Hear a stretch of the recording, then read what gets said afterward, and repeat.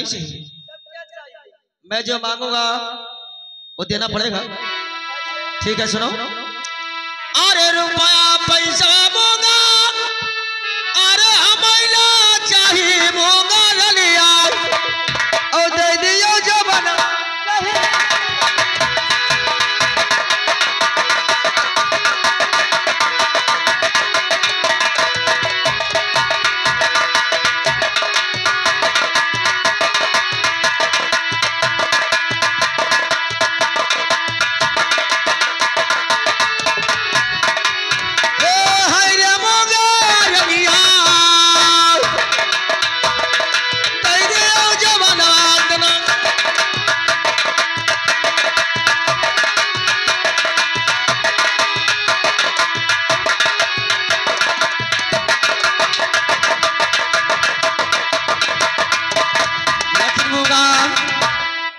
रुपया पैसा मुझे नहीं चाहिए, जो मैं बता रहा हूं वही मुझे इनाम चाहिए।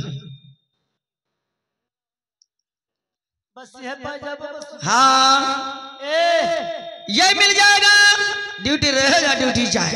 अच्छा हाँ सुनिए, मैं आपको बता रही हूँ, ठीक है जिस तरह आप मिलोगे मैं उस तरह दूंगी। ठीक है कोई बात नहीं, बताइए। सुनिए,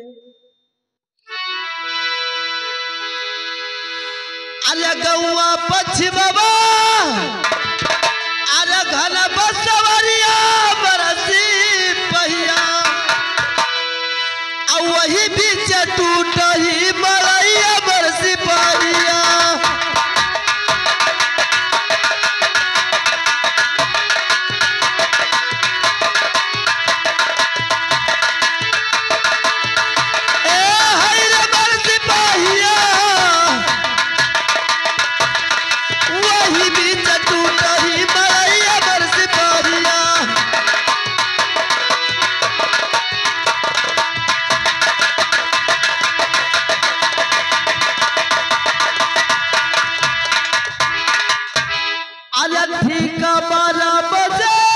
अच्छा अरे तू पहरिया बरसी पहिया, और दैनी अब जो बना तूने उतारा बरसी पहिया।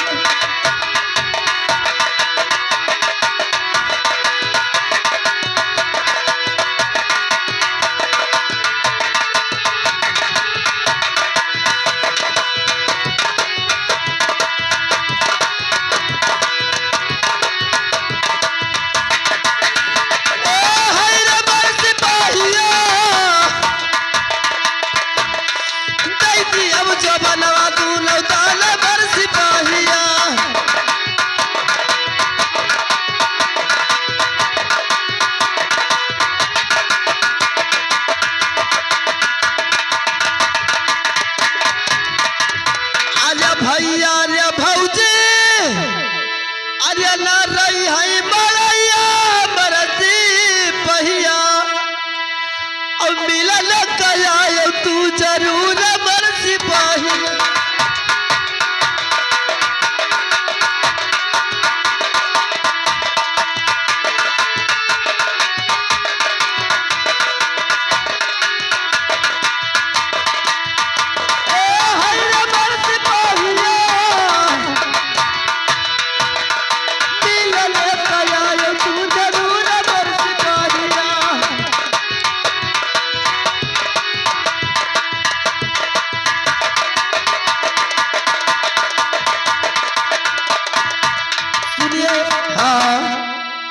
पश्चिम में घन बसवारी है। अच्छा और ठीक 12 बजे दोपहरिया में आया हूँ। क्या 12 बजे दोपहरिया में? हाँ। अरे यार देखिए जेठ बैसाखी ये महीना चल रहा है। हाँ खपता पत रही तब आया हूँ। उसी दोपहरिया में? दोपहरिया में आया हूँ। घाम तो बहुत तेज हो जाएगा। काहे कि हमारे भैया भौजी ना रहे हैं मड़ई। अच्छा तब आयो जरूर आपसे मिलन हो। ठीक है मैं जरूर से आऊंगा। मैं वादा कर रहा हूँ।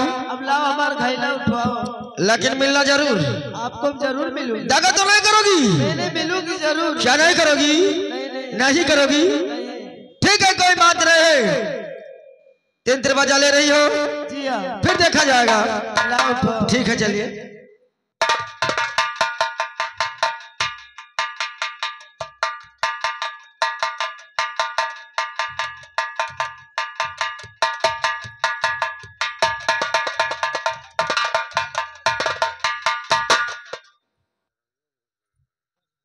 देखिए मूंगा रानी का घेला तो मैं उठवा दिया हूं और मूंगा अपने घर गई और मुझे टाइम देकर गई है।